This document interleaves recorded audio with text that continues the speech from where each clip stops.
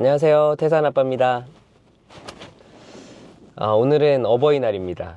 그래서 저희 아버지를 모시고 온천에 한번 가보려고 해요.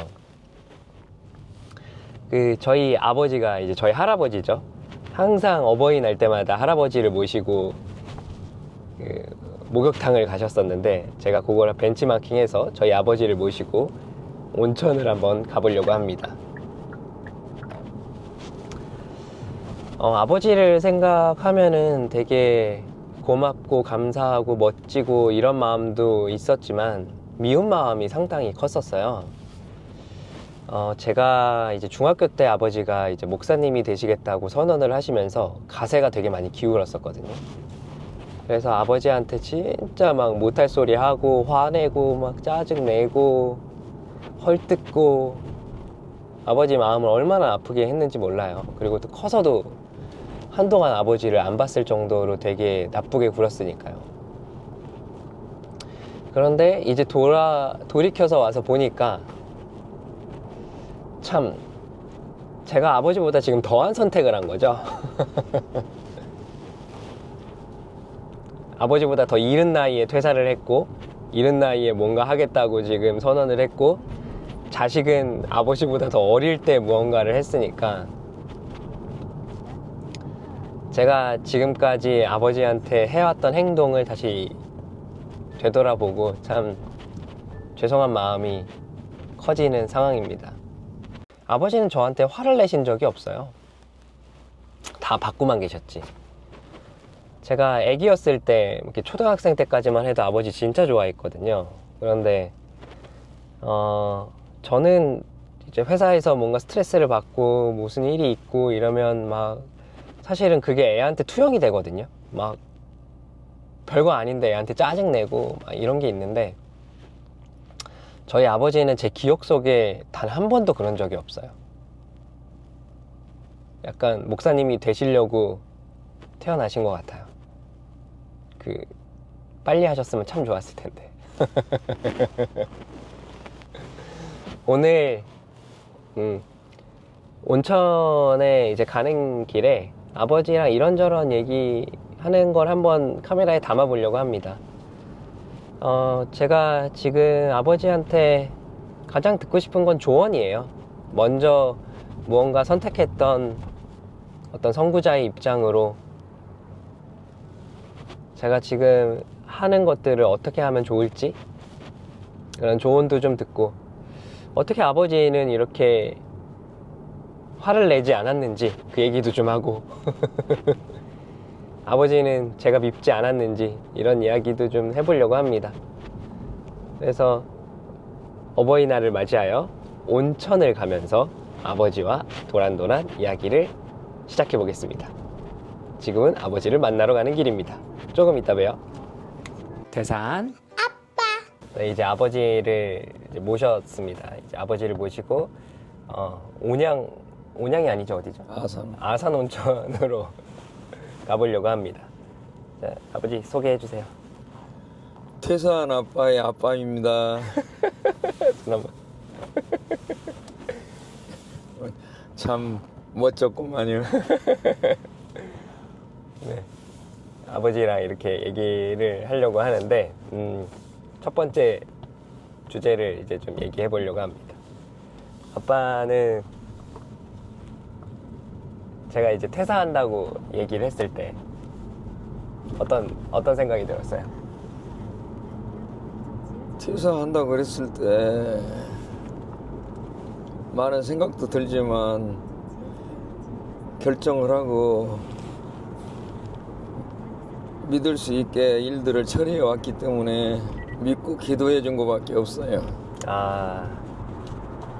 역시 퇴사를 딱 하고서 지금 이제 2-3달 됐잖아요. 네. 보니까 어때요? 회사 다닐 때보다 더 나아 보여요? 신경은 덜 쓰는 것 같고, 네. 심적으로 많이 편해진 것 같고, 그렇지만 한편으로는 개척해 나간다는 게 힘들다는 것도 알고 있기 때문에 심적으로 네. 부담도 있을 거라고 생각해요.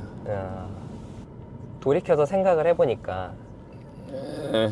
아빠도 40대 때 이제 회사를 정리를 하고 그 다음에 이제 목사님이 되는 길을 선택을 했고 예. 어떻게 보면 저도 아빠보다 조금 더 이른 시간에 40대 초반에 이 선택을 하고 제 사업을 하겠다고 이제 나와 있는데 생각을 해보니까 그 당시에 아빠를 되게 미워하는 마음을 막 했었던 것 같거든요. 예. 그렇게 느껴졌죠. 근데 그럴 때는 아빠는 그때 어떻게 이거를 참았어요. 우리 태린이가 저한테 막 그랬으면은 너무 상처받고 너무 힘들었을 것 같거든요. 그때는 상처라고 생각해 본 적도 없고 아들한테 중학교 3학년 때가 그런데 미안하기도 했고 그런데 그렇지만 아빠는 너한테 제시한 게 하나 있었다고. 아들한테 아무리 아빠 엄마가 어려워도 대학교까지는 마치게 해주겠다고, 대학원은 네가 알아서 가라고 그런 이야기를 했을 거예요. 실제로 그걸 지키셨죠. 그럼 그 와중에 아빠는 제가 미웠던 적이 한 번도 없어요?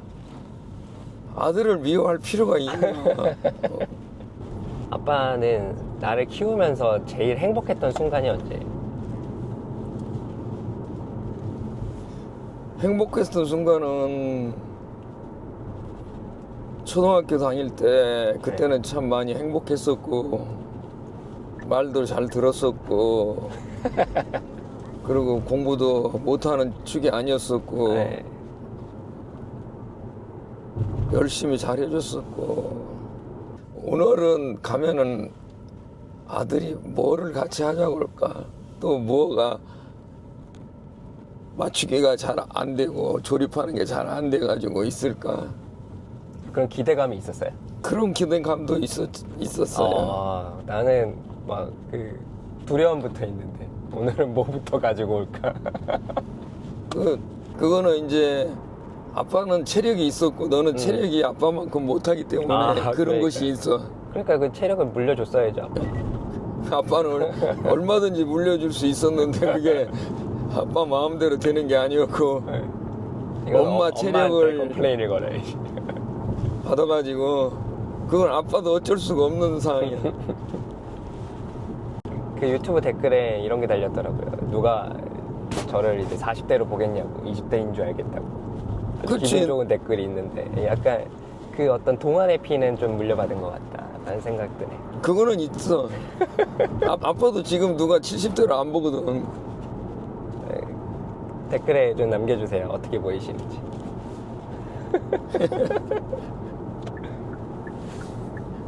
태산 아빠. 그래서 아버지는 저의 어떤 퇴사를 응원하십니까?